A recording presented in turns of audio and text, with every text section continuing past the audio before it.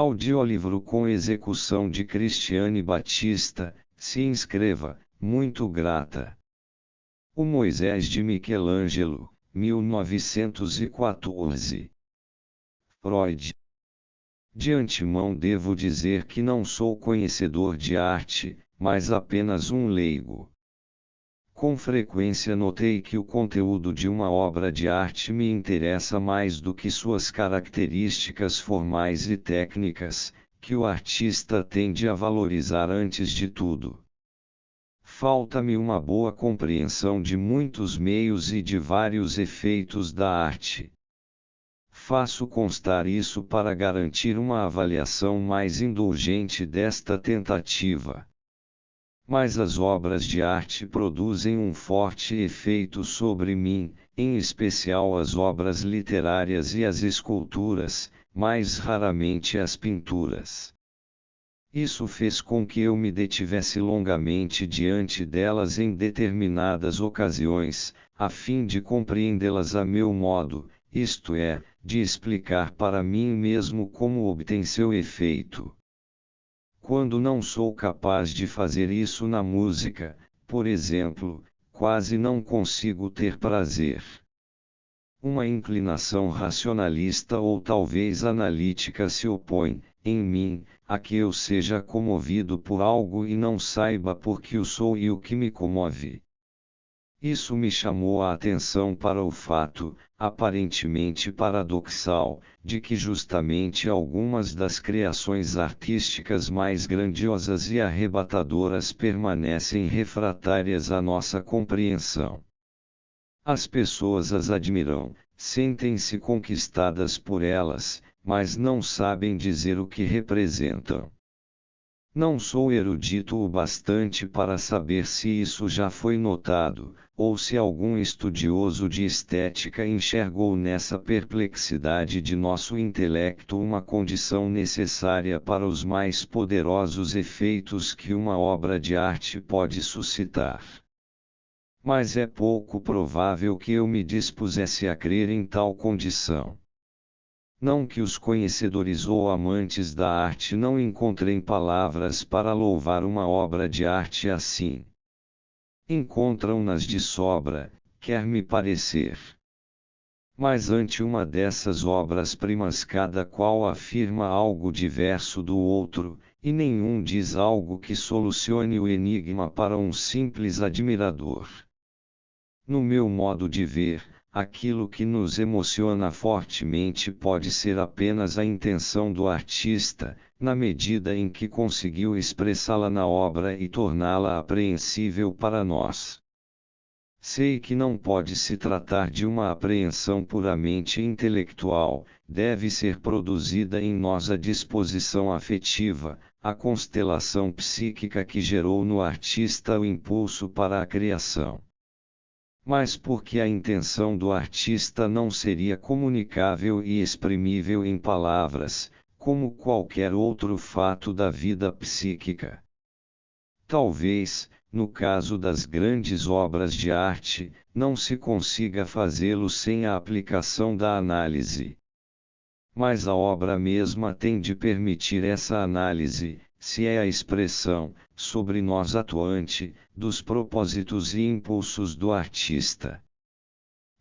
Para perceber essa intenção, devo primeiramente descobrir o sentido e conteúdo do que é representado na obra de arte, ou seja, poder interpretá-la. É possível, então, que uma obra de arte assim requeira a interpretação, e que apenas após a realização desta eu possa saber por que me acho tão poderosamente afetado. E até abrigo a esperança de que esse efeito não sofra nenhuma diminuição, uma vez levada a bom termo essa análise. Tomemos a obra-prima de Shakespeare, Hamlet, uma peça com mais de 300 anos. Acompanhando a literatura psicanalítica, acho-me de acordo com a afirmação de que somente a psicanálise, ao referir o material da tragédia ao tema de Édipo, resolveu o enigma do seu efeito. Antes disso, porém, Que prodigalidade de tentativas de interpretação diferentes e contraditórias, que disparidade de opiniões sobre o caráter do herói e as intenções do poeta. Shakespeare solicitou nosso interesse para um doente, para um deficiente, ou para um idealista que é apenas bom demais para o mundo real. E quantas dessas interpretações nos deixam insensíveis, pois em nada contribuem para explicar o efeito da obra e nos sugerem que sua magia repousa apenas na impressão gerada pelos pensamentos e no brilho da linguagem.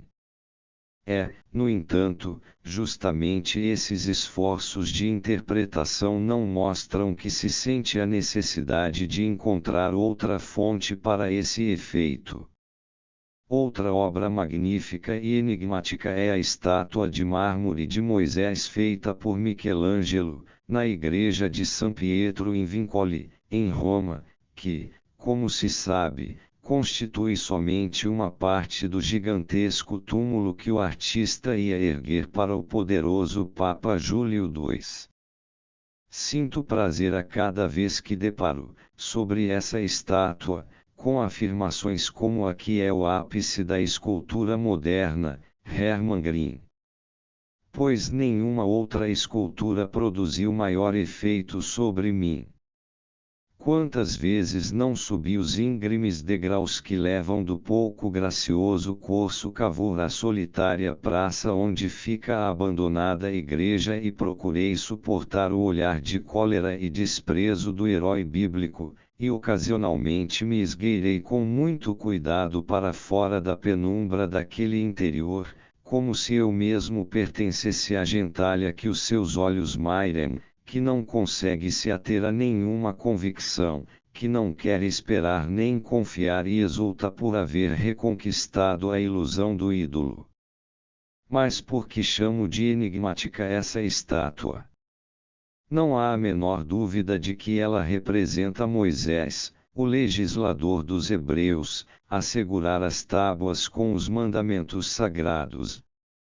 Isto é certo, mas é também a única certeza. Há bem pouco tempo, em 1912, um crítico de arte, Max Sauerland, pôde afirmar o seguinte: nenhuma outra obra de arte recebeu juízos tão contraditórios como esse Moisés com cabeça de pã. A simples interpretação da figura deu origem a opiniões opostas. Baseado numa síntese de apenas 5 anos atrás, exporei as dúvidas relacionadas a essa figura de Moisés, e não será difícil demonstrar que por trás delas se esconde o essencial para a compreensão dessa obra de arte. O Moisés de Michelangelo se mostra sentado, tem o tronco voltado para a frente, a cabeça, com a barba imponente, olha para a esquerda. O pé direito repousa no chão e o esquerdo se ergue de modo a tocar o solo apenas com os dedos, o braço direito está tocando as tábuas da lei e a barba, enquanto o esquerdo está pousado no colo. Se eu fizesse uma descrição mais minuciosa, teria de antecipar o que quero apresentar adiante. As descrições dos autores consultados são, às vezes, curiosamente inadequadas. O que não foi compreendido foi imprecisamente percebido ou relatado. H. Green afirma que a mão direita, sob cujo braço descansam as tábuas da lei, está agarrando a barba, e assim também W. Lubbock, abalado, agarra com a mão direita a magnífica barba que se esparrama. Springer diz: uma mão, à esquerda, Moisés segura contra o corpo, e com a outra agarra, como que inconscientemente, a poderosa barba que ondeja. Sejust acha que os dedos da mão direita brincam com a barba, como o homem civilizado faz, em agitação, com a corrente do relógio. Também Muntz enfatiza esse manusear da barba. Fold fala da posição calma e firme da mão direita sobre as tábuas assentadas. Ele não vê a mão direita agitada, como Justi e também Boito. A mão continua segurando a barba, tal como antes que o Titã voltasse a cabeça para o lado. Segundo Jacob Burckhardt, o famoso braço esquerdo nada mais tem a fazer, na verdade, do que pressionar essa barba contra o corpo. Se as descrições não coincidem, não nos surpreenderemos com as diferentes concepções a respeito de traços particulares da estátua. Creio que não podemos caracterizar melhor a expressão do rosto de Moisés do que Fold, que nele viu uma mistura de raiva, dor e desprezo, a ira nas sobrancelhas ameaçadoramente contraídas, a dor no olhar, o desprezo no lábio inferior saliente e nas comissuras da boca voltadas para baixo. Mas outros admiradores enxergaram com outros olhos. Assim, Dupaty opinou, "Ce fronte augasta semblient etre que un voile transparent, que couvre apenas esprit immense." Essa fronte augusta parece ser tão só um véu transparente, mal cobrindo um espírito imenso. Por outro lado, sustenta Lubitsch, em vão buscaríamos nessa cabeça a expressão de uma inteligência maior, na testa contraída se exprime tão só a capacidade de uma ira tremenda, de uma energia que a tudo avassala. Guillaume, 1876, destoa mais ainda na interpretação do rosto, não vendo nele agitação, mas apenas orgulhosa simplicidade, viva dignidade, energia da fé. O olhar de Moisés se dirige para o futuro, antevê a permanência de sua raça, a imutabilidade de sua lei. De modo semelhante, para muitos os olhares de Moisés pairam além do gênero humano, dirigem-se para os mistérios que ele foi o único a perceber. Segundo Steinman, esse Moisés não é mais o severo legislador, não é mais o terrível inimigo do pecado, dotado da ira de Jeová, mas sim o sacerdote leal que não é tocado pela velhice, que, bendizendo e profetizando, com o reflexo da eternidade na fronte, despede-se definitivamente do seu povo. Houve ainda outros, para os quais o Moisés de Michelangelo nada significou, e que tiveram a franqueza de expressar isso. Eis o que disse um crítico da Quarterly Review, em 1858, "There is an absence of meaning in the general conception, which precludes the idea of a self-sufficing whole." Na concepção geral, uma ausência de sentido que exclui a ideia de um todo autossuficiente. E surpreendemo-nos ao saber que ainda outros nada acharam para admirar no Moisés e até mesmo se indignaram com ele, queixando-se da brutalidade da figura e do formato animalesco da cabeça. Teria o mestre realmente deixado na pedra uma inscrição tão vaga e ambígua, que possibilitasse leituras tão divergentes? Mas surge outra questão, que se sobrepõe às incertezas mencionadas. Quis Michelangelo criar uma representação atemporal de caráter e estado de ânimo com esse Moisés, ou apresentou ele o herói num momento determinado, mas altamente significativo de sua vida?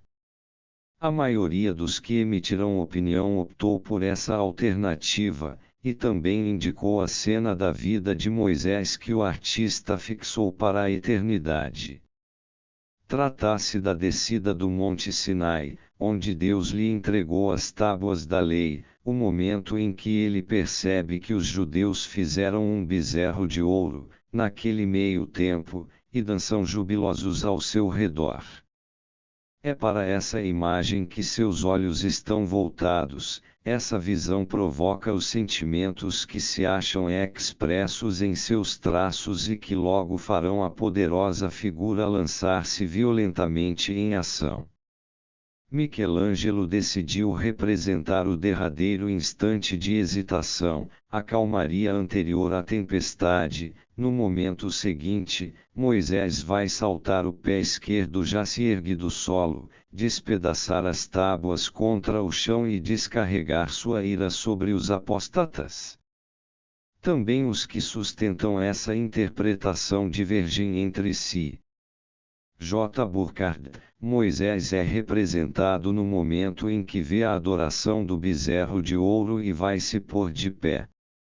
Vibra em sua figura a preparação para um movimento brutal, que a força física de que é dotado nos faz aguardar com temor. W. Lubbock, é como se os olhos faiscantes enxergassem o sacrilégio da adoração do bezerro de ouro, tão fortemente a figura inteira é sacudida por um movimento interior. Abalado, ele agarra com a mão direita a magnífica barba que se esparrama, como se quisesse dominar-se ainda por um momento, antes de explodir de forma aniquiladora. Springer concorda, mas não sem fazer um reparo que mais adiante pedirá nossa atenção. Inflamado de zelo e energia, penosamente o herói refreia a excitação interior. Involuntariamente imaginamos uma cena dramática, e achamos que Moisés é representado no momento em que vê a adoração do bezerro de ouro e está a ponto de se erguer enraivecido. Tal conjectura dificilmente corresponde à intenção do autor, pois, tal como as outras 5 estátuas da parte superior, Moisés teria efeito sobretudo decorativo, mas ela atesta brilhantemente a vitalidade e individualidade da figura de Moisés. Outros autores, embora não se decidam exatamente pela cena do bezerro de ouro, concordam com essa interpretação no ponto essencial de que Moisés está para se erguer e passar à ação. Hermann Green. Essa figura, é plena de majestade, de consciência de si, de um sentimento de que esse homem tem os raios do céu à sua disposição, mas de que ele se contém antes de soltá-los, aguardando para ver se os inimigos que quer liquidar ousariam atacá-lo. Ele se acha sentado como se estivesse a ponto de saltar, a cabeça orgulhosamente elevada, a mão, sob cujo braço descansam as tábuas da lei, está agarrando a barba que desce em pesadas ondas sobre o peito, as narinas bem abertas e uma boca em cujos lábios parecem tremer as palavras.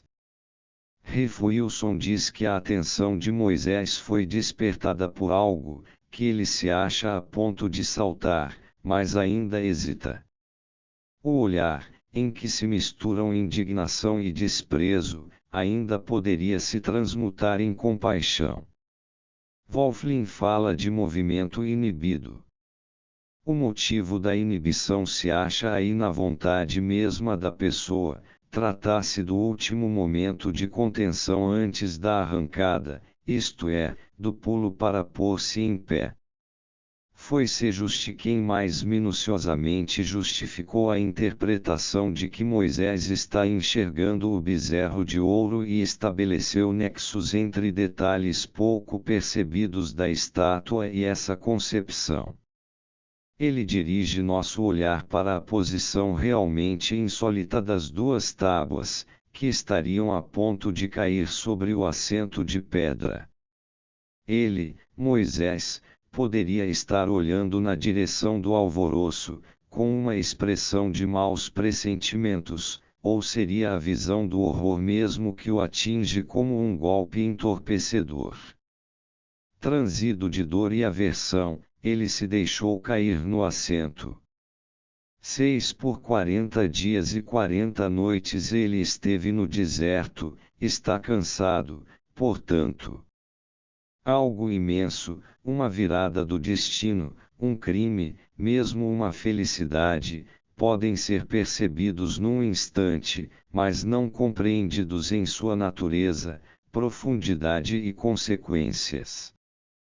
por um momento sua obra lhe parece destruída, ele desespera desse povo. Em 3 momentos, a inquietação interior se revela em pequenos movimentos involuntários. Ele deixa as 2 tábuas que segurava na mão direita resvalarem para o assento de pedra, elas se apoiam somente nos cantos, sendo premidas contra o lado do tronco pelo antebraço.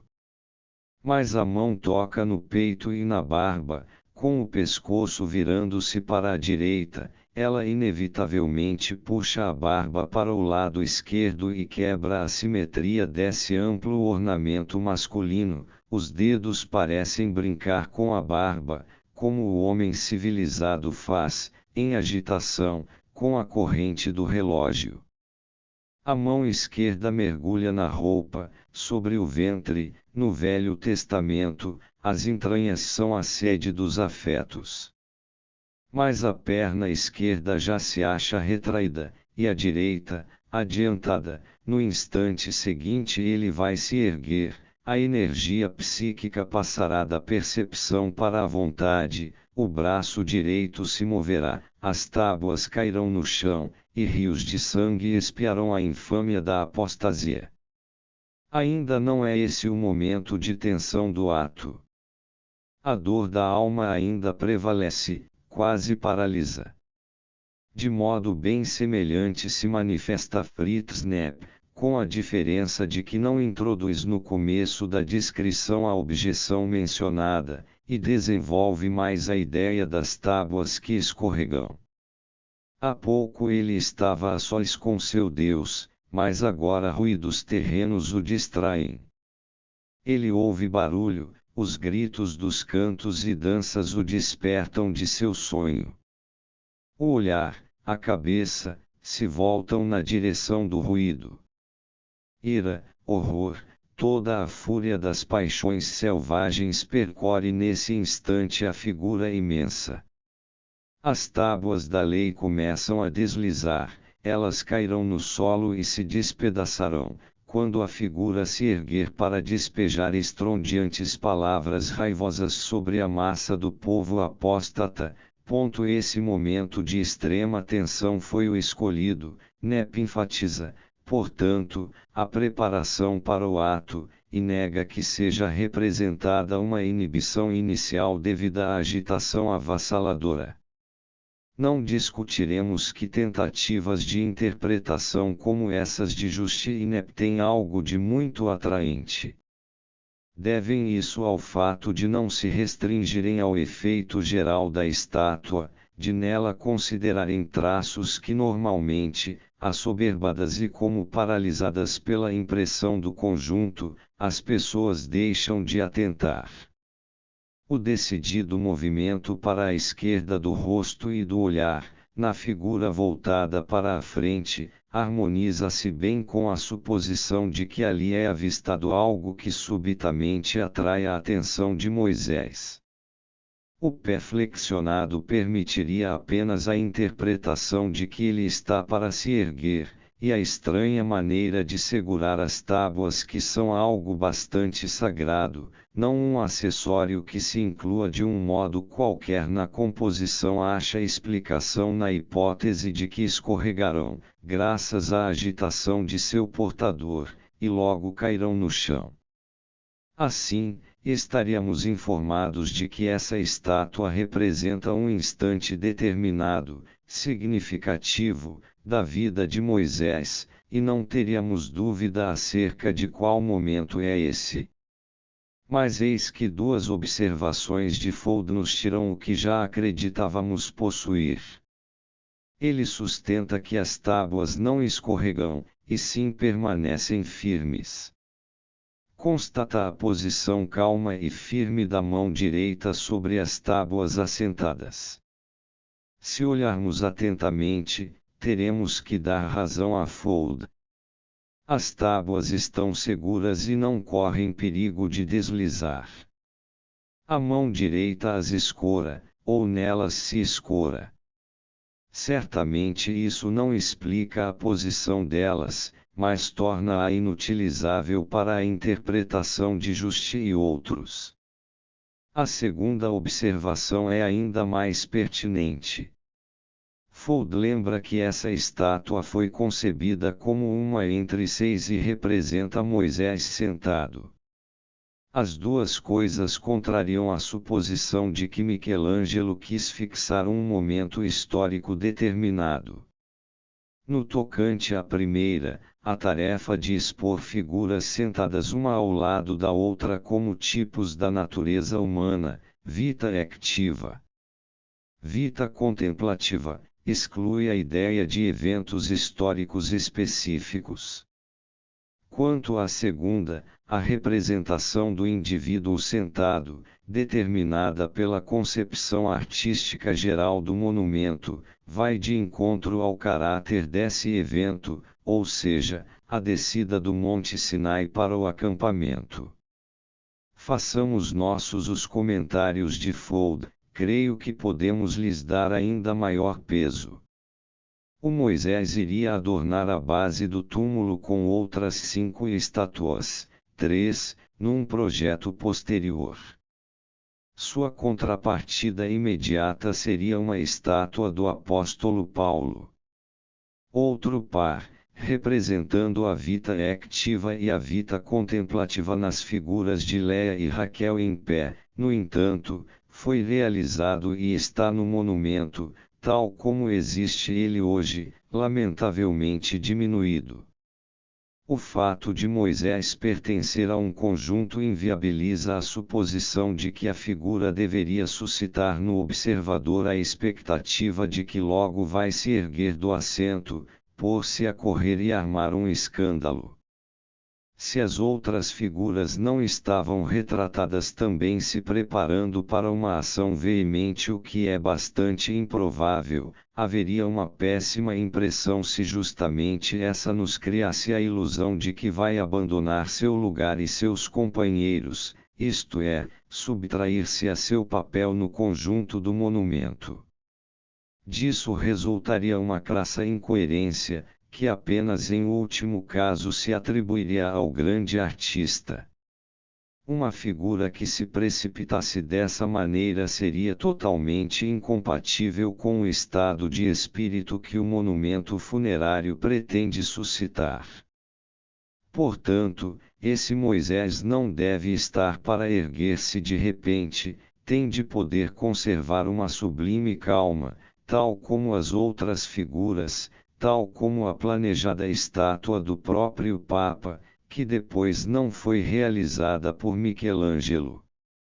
Mas, então, o Moisés que contemplamos não pode representar o homem tomado de ira que, descendo do Sinai, encontra seu povo a renegar a fé e arremessa ao chão as tábuas, que se fazem em pedaços. Aí, de fato, lembro-me de minha decepção, quando, nas primeiras visitas a San Pietro in Vincoli, sentava-me diante da estátua esperando que ela se levantasse rapidamente sobre o pé firmado, deixasse cair as tábuas e desafogasse sua ira. Nada disso aconteceu, em vez disso, a pedra se tornava cada vez mais rígida, uma calma sagrada e quase opressiva dela emanava, e tive de sentir que ali estava representado algo que poderia permanecer imutável, que aquele Moisés ali ficaria eternamente sentado e enraivecido. Contudo, se tivermos que renunciar à interpretação de que a estátua traz o momento anterior à ira desencadeada pela visão do ídolo, pouco mais nos resta senão adotar uma das concepções que veem nesse Moisés um estudo de caráter. Então o juízo de Fuld parece-nos ser o menos arbitrário e mais bem fundamentado numa análise dos motivos da figura. Aqui, como sempre, interessa-lhe a apresentação de um tipo de caráter. Ele cria a imagem de um apaixonado líder da humanidade, que, cônscio de sua divina missão legisladora, depara com a insensata resistência dos homens. Para caracterizar um homem de ação desse tipo, não havia outro meio senão evidenciar a energia da vontade, e isso foi possível pela representação de um movimento que perpassa a tranquilidade aparente, tal como ele se manifesta na virada da cabeça, na tensão dos músculos, na postura da perna esquerda. São os mesmos elementos que aparecem no vir activus varão ativo Juliano, da Capela dos Médici. Essa caracterização é aprofundada mediante a ênfase no conflito entre tal gênio reformador da humanidade e os homens em geral. Nele alcançam expressão típica os afetos da ira, do desprezo, da dor. Sem eles, não haveria como evidenciar a natureza de tal super-homem. Michelangelo não criou a imagem de um personagem histórico, mas um tipo de caráter de energia insuperável, que arrosta o mundo renitente, deu forma aos traços mencionados na Bíblia, às suas próprias vivências interiores, a impressões da personalidade de Júlio e, acredito, também aquelas da atividade de lutas de Savonarola. Talvez possamos aproximar dessas afirmações a observação de Knackfus, segundo a qual o maior segredo do efeito produzido pelo Moisés se acha no contraste artístico entre o fogo interior e a calma atitude exterior. Nada encontro em mim que se oponha à explicação de Fuld, mas sinto falta de algo. Talvez seja a necessidade de um nexo mais íntimo entre o estado de alma do herói e o contraste, expresso em sua atitude, entre calma aparente e agitação interior. Muito antes de eu ouvir falar em psicanálise, soube que um conhecedor de arte russo, Ivan Lermoliev, cujos primeiros ensaios foram publicados em alemão entre 1874 e 1876, havia causado uma revolução nas galerias da Europa questionando a autoria de muitos quadros, ensinando como distinguir entre cópias e originais de forma segura e construindo novas individualidades artísticas a partir das obras liberadas de adjudicações anteriores. Ele chegou a isso deixando de lado a impressão geral e os grandes traços de uma pintura e sublinhando a importância característica de detalhes secundários, de pequenas coisas como o desenho das unhas, dos lóbulos das orelhas, das auréolas de santos e outros pormenores não considerados, que o copista descuida ao imitar e que, no entanto, cada artista executa de maneira própria. Foi de grande interesse para mim, então, saber que por trás do pseudônimo russo se escondia um médico italiano chamado Morella. Quando morreu, em 1891, ele era senador do Reino da Itália. Acredito que seu procedimento era bastante aparentado à técnica da psicanálise médica. Também essa costuma adivinhar coisas secretas e ocultas a partir de traços menosprezados ou não notados, a partir da escória do refúgio da observação. Ora, em dois locais da figura do Moisés se acham detalhes que até agora não foram notados ou descritos adequadamente. Eles dizem respeito à postura da mão direita e à posição das duas tábuas. Pode-se dizer que essa mão faz um vínculo peculiar, forçado, que pede explicação, entre as tábuas e a barba do herói enraivecido. Já se disse que os dedos revolvem a barba, brincam com suas métias, enquanto a beira da mão se apoia nas tábuas. Mas isso claramente não procede. Vale a pena examinar mais detidamente o que fazem os dedos dessa mão direita, e descrever exatamente a imponente barba com que se acham em relação. Então vemos, com toda a nitidez, que o polegar dessa mão está escondido e que o indicador, apenas ele, está efetivamente em contato com a barba. Ele pressiona tão fortemente a branda massa de pelos, que a barba sobressai acima e abaixo dele. Os demais 3 dedos se encostam no tórax, dobrados nas juntas, e são apenas roçados pela mecha mais à direita na barba, que passa por cima deles. Eles como que evitam a barba. Não se pode dizer, então, que a mão direita brinca com a barba ou a retorce, a única coisa certa é que o indicador se acha sobre uma parte da barba e nela faz um sulco. Pressionar a barba com um dedo é certamente um gesto peculiar e difícil de compreender.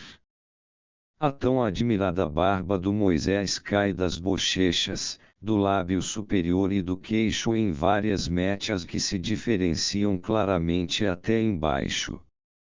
Uma das meadas mais à direita, que sai da face, corre pela borda de cima do indicador, pelo qual é retida. Podemos supor que ela continua a descer entre esse e o polegar oculto. A meada que a ela corresponde no lado esquerdo corre quase sem desvio até embaixo no peito. A densa massa de fios que fica junto a essa última madeixa, entre esta e a linha do meio, teve a sina mais peculiar. Não podendo acompanhar a virada da cabeça para a esquerda, foi obrigada a se enrolar suavemente, a formar um arco que quase cruza com a massa interna da direita. Pois é segurada pela pressão do indicador direito, embora procedendo do lado esquerdo e constituindo a parte principal desse lado da barba. Assim, a parte maior da barba é lançada para a direita, embora o rosto esteja voltado ostensivamente para a esquerda. No lugar em que o indicador direito afunda, formou-se algo como um redemoinho, ali há mechas da esquerda sobre mechas da direita, todas comprimidas pelo dedo imperioso. Somente depois desse lugar, a massa de fios que fora desviada cai livremente, até suas pontas serem acolhidas pela mão esquerda aberta que repousa no colo. Não me iludo quanto à real clareza de minha descrição, e não me arrisco a opinar se o artista realmente tornou possível desfazermos esse nó na barba. Fora essa dúvida, porém, permanece o fato de que a pressão do indicador da mão direita atinge sobretudo mechas da metade esquerda da barba, e que graças a essa intervenção a barba é impedida de acompanhar o movimento da cabeça e do olhar para a esquerda. Agora é lícito perguntar o que pode significar esse arranjo e a que motivos se deve. Se foram mesmo considerações de linhas a traçar e espaços a preencher que levaram o artista a puxar para a direita a grande porção de barba caudalosa, como parece inadequada para isso a pressão de um só dedo. E que o homem, tendo por alguma razão impelido sua barba para um lado, iria firmar uma metade da barba sobre a outra com a pressão de um dedo. Ou será que esses elementos, no fundo irrelevantes, nada significam, e nós quebramos a cabeça com coisas que para o artista nada importavam? Mas vamos prosseguir, pressupondo que também esses detalhes tenham significação. Há uma solução que elimina as dificuldades e nos faz vislumbrar um novo sentido. Se na figura de Moisés as mechas esquerdas da barba se acham sob a pressão do indicador direito, talvez possamos compreender isso como o vestígio de uma relação entre a mão direita e a metade esquerda da barba que teria sido, num momento anterior, bem mais íntima do que a representada. A mão direita pode haver segurado a barba de modo bem mais enérgico, indo até a borda esquerda desta, e, ao retroceder para a postura em que agora se vê a estátua, uma parte da barba a acompanhou, e atesta agora o movimento que se deu. O arco da barba seria o rastro dessa trajetória da mão. Assim teremos deduzido um movimento de recuo da mão direita. Esta suposição nos conduz inevitavelmente a outras. Nossa imaginação completa o processo, de que é parte o movimento atestado pelo rastro da barba, e nos leva naturalmente de volta à concepção de que Moisés, em atitude de descanso, é sobressaltado pelo barulho do povo e a visão do bezerro de ouro. Ele se achava tranquilamente sentado, tendo o rosto e a abundante barba voltados para a frente, e a mão provavelmente sem a tocar. Então o ruído lhe chega aos ouvidos, ele dirige o rosto e o olhar para a direção de onde vem o transtorno, vê a cena e a compreende. É tomado de ira e indignação, quer levantar-se, punir e aniquilar os ofensores. A fúria, ainda longe de seus objetos, nesse ínterim toma a forma de um gesto contra o próprio corpo. A mão impaciente, disposta à ação, agarra a barba que acompanhou a virada do rosto, aperta-a fortemente entre o polegar e a palma com os dedos que se fecham, num gesto cuja força e veemência pode nos recordar outras obras de Michelangelo. Mas, então, não sabemos como e por que, ocorre uma mudança, a mão que se adiantou e penetrou na barba é retirada velozmente, seus dedos a soltam, mas nela entraram tão fundo que, em sua retirada, trazem para a direita uma ampla mecha do lado esquerdo, a qual, sob pressão de um só dedo, o mais longo e que está mais acima, sobrepõe-se às mechas do lado direito. E essa nova posição, compreensível somente a partir da anterior, é a que se acha fixada. Vamos agora relembrar.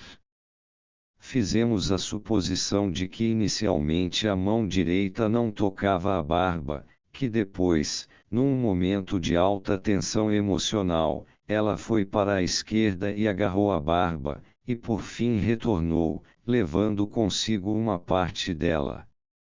Dispusemos dessa mão direita como se ela estivesse livre. Mas podemos fazê-lo. Essa mão está livre. Ela não tem de segurar ou carregar as tábuas sagradas, tal missão não lhe impede de executar gestos como esses. É, além disso, o que pode ocasionar seu movimento de retorno, se um forte motivo a fez abandonar a posição original. Estas são dificuldades novas, realmente. De todo modo, a mão direita está relacionada às tábuas. E também não podemos contestar que nos falta o motivo que a levasse ao movimento de volta que inferimos. Mas e se as duas dificuldades se resolvessem juntas, e então tivéssemos uma sequência de atos inteligível e sem lacunas? Se justamente algo que sucede com as tábuas explicasse os movimentos da mão. Nessas tábuas podemos observar uma coisa que até hoje não foi considerada digna de nota. Foi dito que a mão se escora nas tábuas, ou que as escora. Também se vê que as duas tábuas retangulares, justapostas, estão apoiadas nos cantos. Olhando mais detidamente, percebe-se que a borda inferior das tábuas tem formato diverso da superior, inclinada obliquamente para a frente. Essa borda superior é reta, mas a inferior tem na parte dianteira uma saliência, com que as tábuas tocam o assento de pedra. Qual pode ser o sentido desse detalhe, que, diga-se de passagem, é reproduzido de maneira errada na grande cópia de gesso da estátua que se encontra na Academia de Belas Artes de Viena? quase não há dúvida de que tal saliência deve marcar a parte superior das tábuas, onde começa o que está inscrito. Somente a borda superior de tais tábuas retangulares costuma ser arredondada ou chanfrada. Portanto, elas se acham de cabeça para baixo. Essa é uma forma estranha de segurar objetos tão sagrados. Estão postos de cabeça para baixo e são praticamente equilibrados numa ponta. Que elemento formal pode ter influído nessa configuração? Ou também esse pormenor não fazia diferença para o artista? Neste ponto surge a concepção de que também as tábuas chegaram a essa posição graças a um movimento anterior, que esse movimento ligava-se à mudança de lugar que deduzimos para a mão direita, e que ele, então, obrigou essa mão ao retorno subsequente. Os deslocamentos da mão e das tábuas se combinariam da forma seguinte: no início, quando a figura se achava sentada quieta, ela segurava as tábuas verticalmente sob o braço direito. A mão direita agarrava as bordas inferiores e tinha um apoio na saliência. Essa facilitação explica por que as tábuas eram tidas de cabeça para baixo. Então chegou o momento em que o sossego foi perturbado pelo ruído.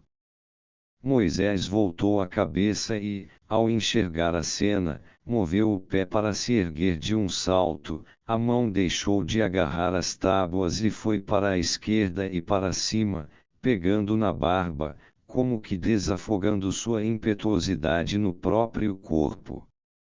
As tábuas ficaram confiadas à pressão do braço, que tinha de apertá-las contra o corpo. Mas essa retenção não bastou, elas começaram a deslizar para a frente e para baixo, a borda superior, que antes se mantinha horizontal, moveu-se para cima e para trás, e a borda inferior, privada de seu apoio, aproximou-se do assento de pedra com sua ponta saliente. Mais um instante e as tábuas girariam sobre o novo ponto de apoio, atingindo o chão primeiramente com o que antes era a borda superior e nele se despedaçando. Para prevenir isso, a mão direita recua, solta a barba, que tem uma parte puxada involuntariamente, alcança ainda a borda das tábuas e as retém próximo ao canto de trás, que agora fica em cima. Assim, o conjunto de aparência peculiar e forçada barba, mão e par de tábuas apoiadas na quina deriva daquele movimento passional da mão e de suas consequências naturais. Querendo-se reverter o tempestuoso movimento ocorrido, será preciso erguer e recuar o canto superior frontal das tábuas, afastar do assento o canto inferior frontal, com a saliência, abaixar a mão e colocá-la sob a borda inferior das tábuas, que então volta à posição horizontal. Solicitei a um artista que fizesse 3 desenhos que ilustrassem minha descrição.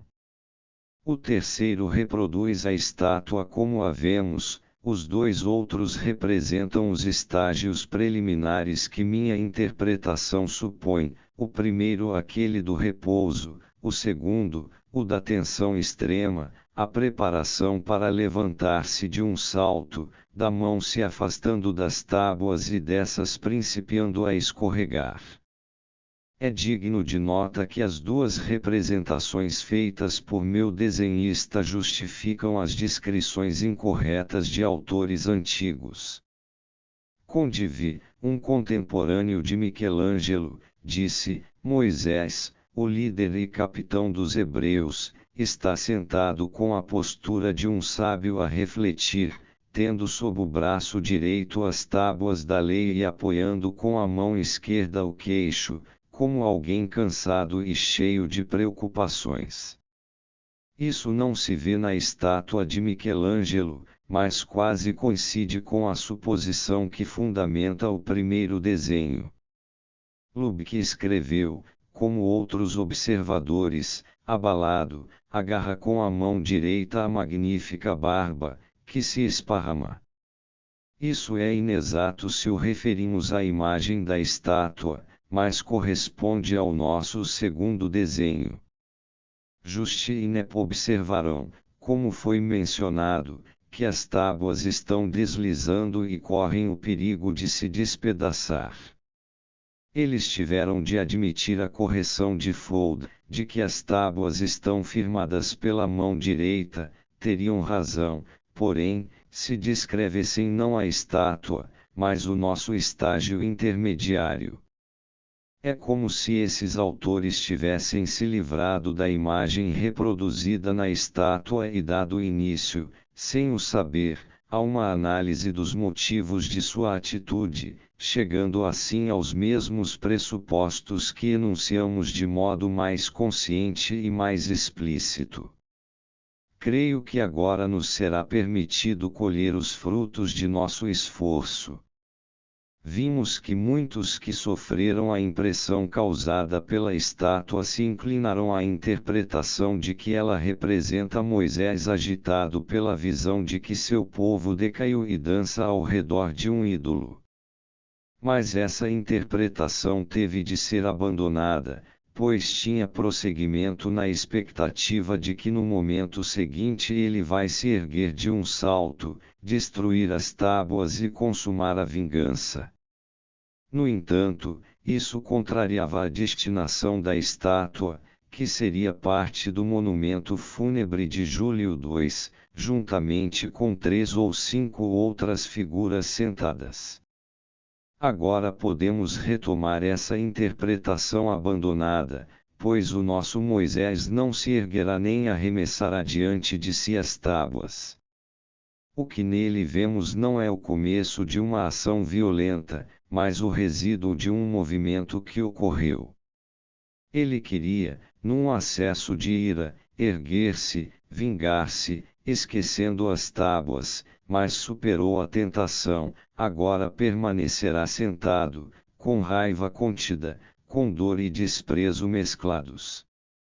Tampouco lançará fora as tábuas, que então se quebrariam no chão de pedra, pois justamente por causa delas dominou sua ira, para salvá-las controlou sua paixão. Quando se entregou à apaixonada indignação, inevitavelmente descuidou das tábuas, retirou a mão que as segurava. Elas se puseram a deslizar, correram o perigo de se partir. Isso o fez voltar a si. Lembrou-se de sua missão e por ela renunciou à satisfação de seu afeto. Sua mão voltou e salvou as tábuas que deslizavam, antes que chegassem a cair. Nessa postura ele permaneceu, e assim o retratou Michelangelo como guardião do túmulo. 3 diferentes camadas aparecem verticalmente em sua figura. Nas linhas do rosto se exprimem os afetos que se tornaram dominantes, no meio da figura são visíveis os sinais do movimento suprimido, e os pés mostram ainda a atitude da ação intencionada, como se o controle procedesse de cima para baixo. O braço esquerdo, do qual ainda não falamos, deve ter seu papel em nossa interpretação.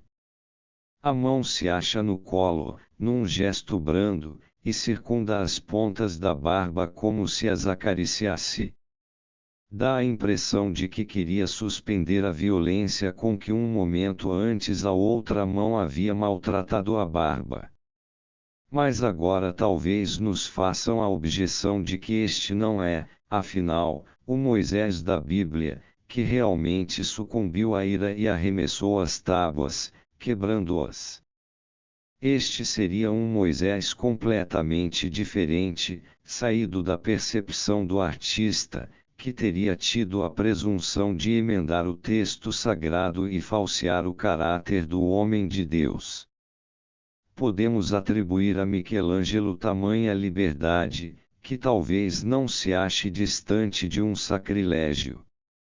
A passagem das Escrituras Sagradas que relata o comportamento de Moisés no episódio do bezerro de ouro é a seguinte: peço desculpas por utilizar, anacronicamente, a tradução de Lutero. Êxodo 32, 7. Então disse o Senhor a Moisés: Vai, desce, porque o teu povo, que fizeste subir do Egito, se tem corrompido. 8. E depressa se tem desviado do caminho que eu lhes tinha ordenado, fizeram para si um bezerro de fundição, e perante ele se inclinarão, e sacrificaram-lhe, e disseram: Estes são os teus deuses, ó Israel, que te tiraram da terra do Egito. 9. Disse mais o Senhor a Moisés: Tenho visto a este povo, e eis que é povo obstinado. 10. Agora pois deixa-me, que o teu furor se acenda contra eles, e os consuma, e eu farei de ti uma grande nação. 11. Porém Moisés suplicou ao Senhor seu Deus, e disse: Ó Senhor, porque se acende o teu furor contra o teu povo, que tu tiraste da terra do Egito com grande força e com forte mão. 14. Então o Senhor arrependeu-se do mal que dissera que havia de fazer ao seu povo. 15. E voltou Moisés, e desceu do monte com as 2 tábuas do testemunho na sua mão, tábuas escritas de ambas as bandas. 16. E aquelas tábuas eram obra de Deus, também a escritura era a mesma escritura de Deus, esculpida nas tábuas. 17. E, ouvindo Josué a voz do povo que jubilava, disse a Moisés: Alarido de guerra há no arraial. 18. Porém ele disse: Não é alarido dos vitoriosos, nem alarido dos vencidos, mas o alarido dos que cantam eu ouço. 19. E aconteceu que, chegando ele ao arraial, e vendo o bezerro e as danças, acendeu-se o furor de Moisés e arremessou as tábuas das suas mãos, e quebrou-as ao pé do monte. 20. E tomou o bezerro que tinham feito, e queimou-o no fogo, moendo-o até que se tornou em pó, e o espargiu sobre as águas, e o deu de beber aos filhos de Israel. 30. E aconteceu que no dia seguinte Moisés falou ao povo: Vós pecastes grande pecado, agora porém subirei ao Senhor, porventura farei propiciação por vosso pecado. 31. E assim tornou Moisés ao Senhor e disse: Ora, este povo pecou pecado grande, fazendo para si deuses de ouro. 32. Agora pois perdoa o seu pecado, se não risca-me, peço-te, do teu livro, que tens escrito. 33. Então disse o Senhor a Moisés: Aquele que pecar contra mim, a este riscarei eu do meu livro. 34. Vai pois agora, conduze este povo para onde te tenho dito, eis que o meu anjo irá adiante de ti, porém no dia da minha visitação visitarei neles o seu pecado.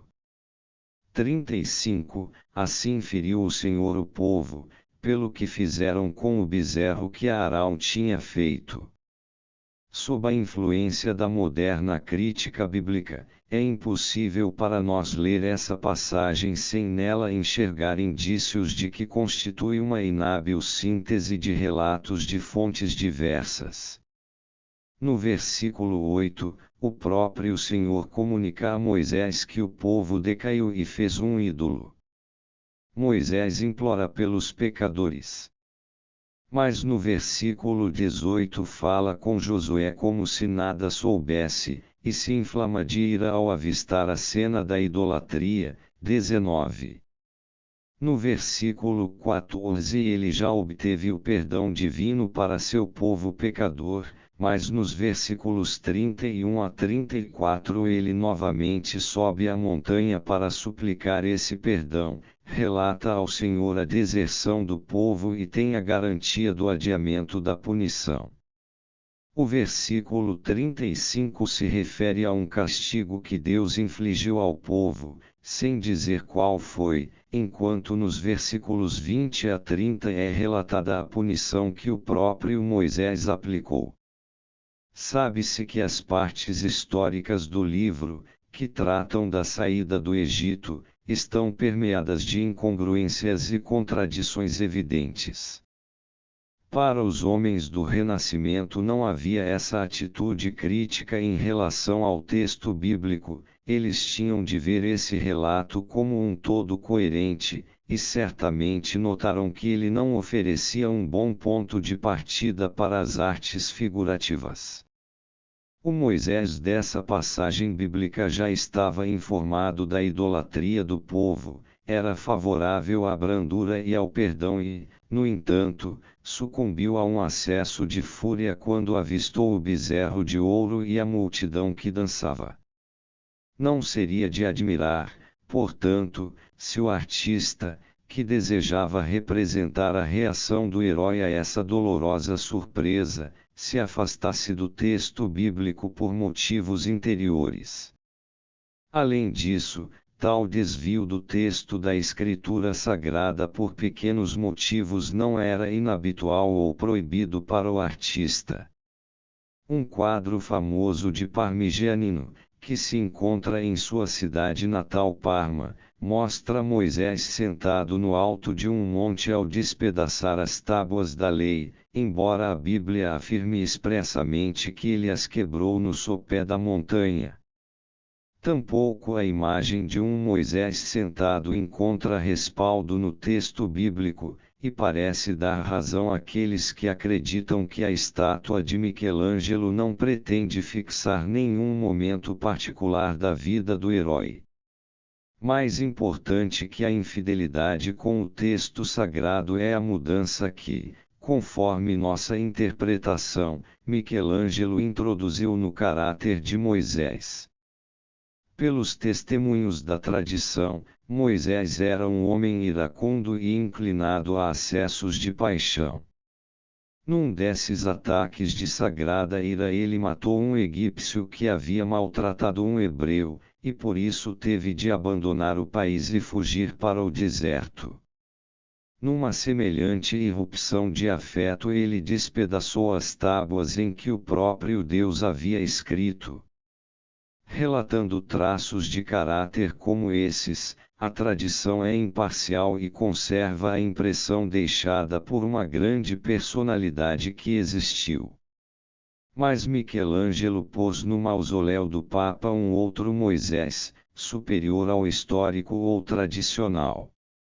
Modificando o tema das tábuas da lei que são destruídas, ele não faz com que a ira de Moisés as destrua, e sim que essa ira seja atenuada pela ameaça de elas se quebrarem ou ao menos freada antes de se converter em ato.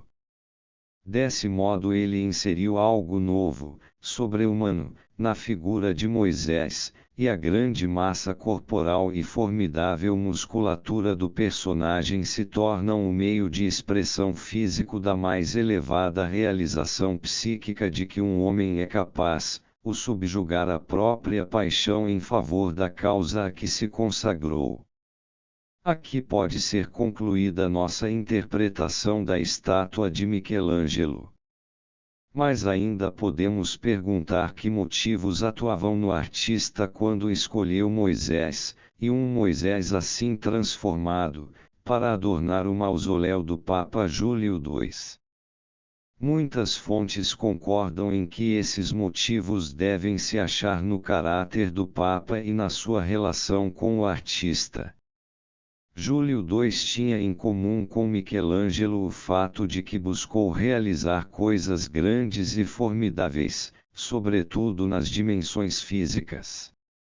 Era um homem voltado para a ação e seu objetivo era claro. Ele aspirava à unificação da Itália sob o domínio do Papa. O que seria alcançado apenas séculos depois, pela atuação conjunta de outros poderes, ele desejava obter sozinho, no breve espaço de tempo e de soberania que lhe fora dado, de modo impaciente e com meios violentos.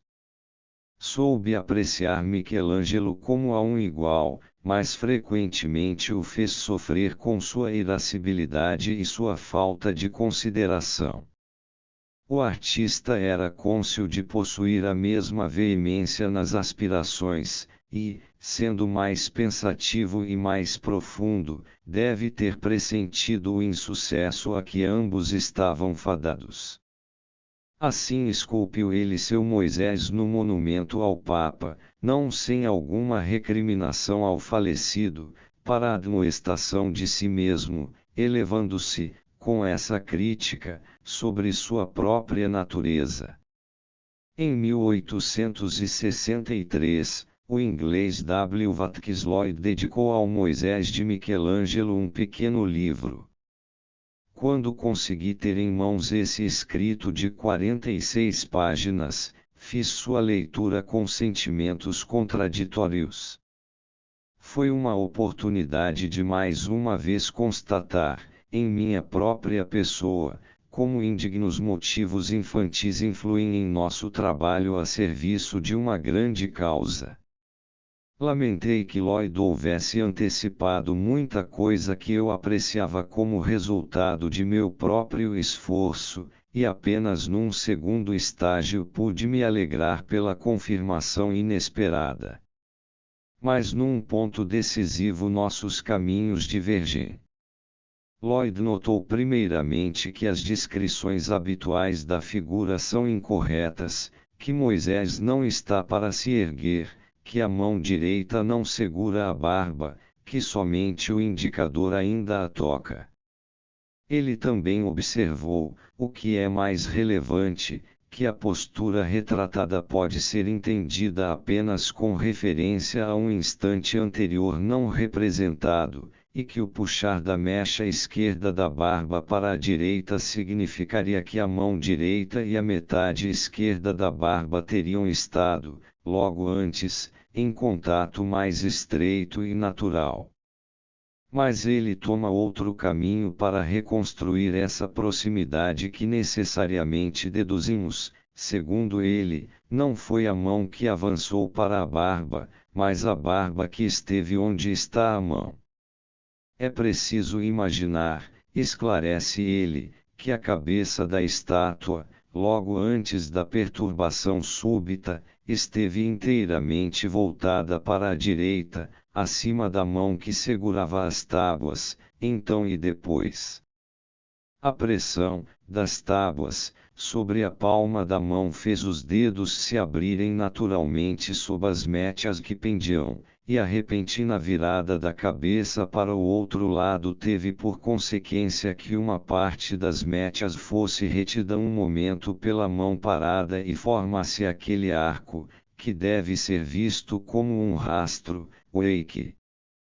A outra possibilidade de um avizinhamento anterior de mão direita e metade esquerda da barba é dispensada por Lloyd mediante uma consideração que prova como ele esteve perto de nossa interpretação.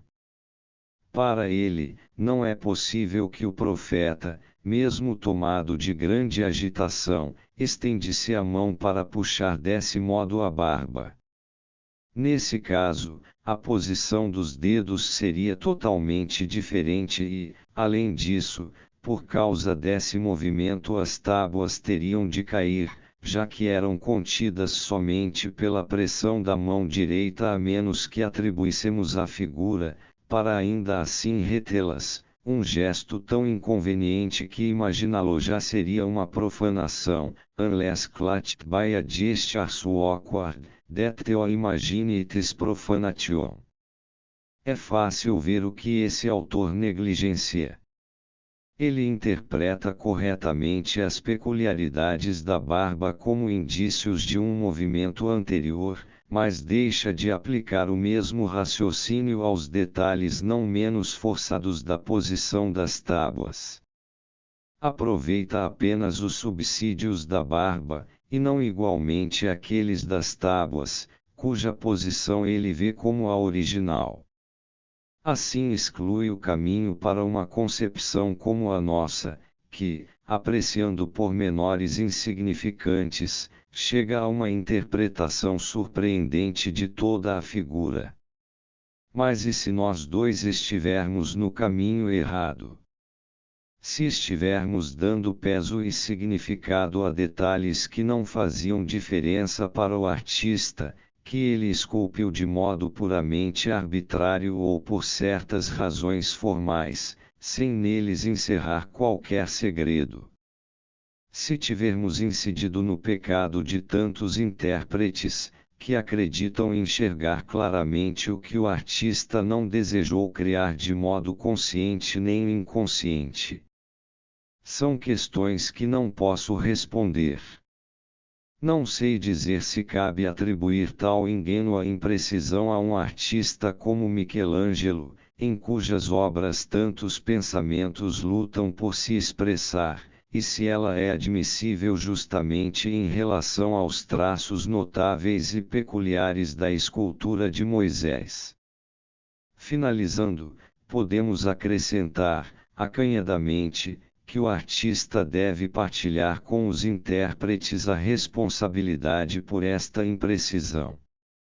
Em suas criações, frequentemente Michelangelo foi ao limite extremo do que a arte é capaz de exprimir, e talvez não tenha tido pleno êxito no Moisés, se sua intenção foi deixar transparecer o torvelinho de forte agitação mediante os indícios que dele ficaram na quietude subsequente.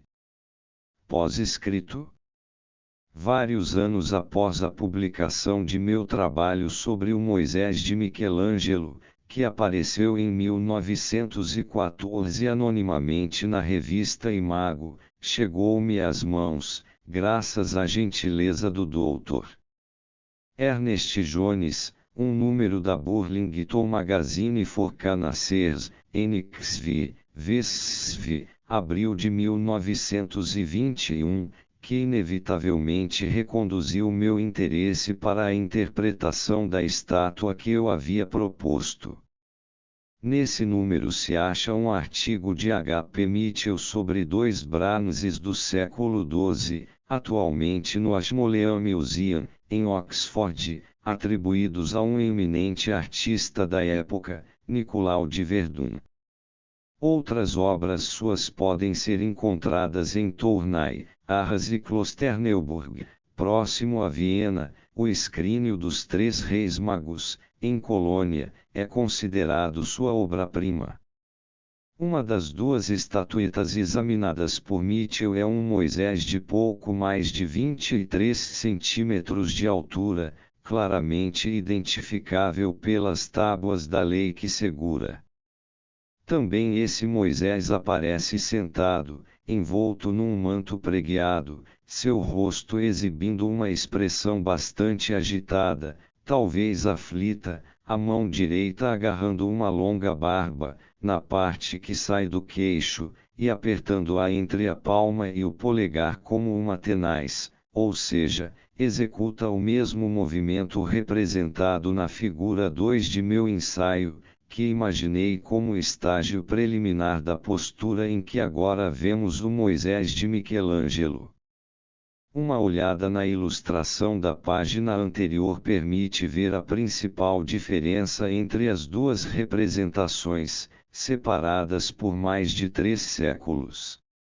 O Moisés do artista da Lorena segura as tábuas com a mão esquerda, pela borda superior, e as apoia no joelho. Se transferirmos as tábuas para o outro lado, confiando-as ao braço direito, obteremos a situação inicial que corresponde ao Moisés de Michelangelo.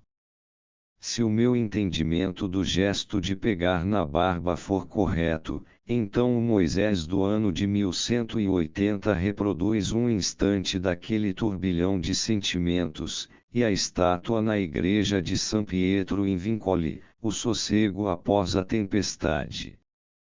Creio que esse achado aumenta a verossimilhança da interpretação que sugeri no trabalho de 1914.